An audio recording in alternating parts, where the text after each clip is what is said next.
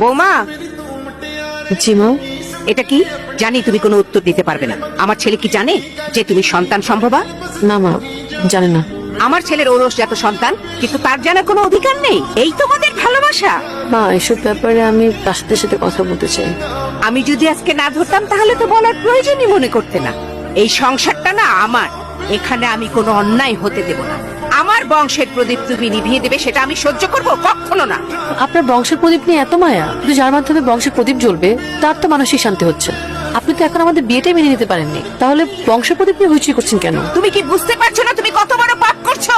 কি হয়েছে? এই তুই কি জানিস তোর বউ যে সন্তান সম্ভবা? আর এই দেখ, সেটা নষ্ট করার জন্য এই যে এগুলো খাচ্ছে। রুহি, এসব কি? রুহি, মা কি বলছে এসব? তুমি কি করছো এগুলা? তুমি কিন্তু মাত্রা ছাড়িয়ে যাচ্ছ। বিয়ের 6 মাস পার হয়ে গেল, এখন পর্যন্ত তোমার মা আমাদেরকে মেনে নেয়নি। আমি কোন ভরসা বাচ্চা নিব? রুহি, ওইটা আমার ওরসজাত সন্তান। তুমি পেটে ধরেছো বলে যে কোনো সিদ্ধান্ত তুমি একা নিতে পারো না। তাই বলে আমার সিদ্ধান্তের কি কোনো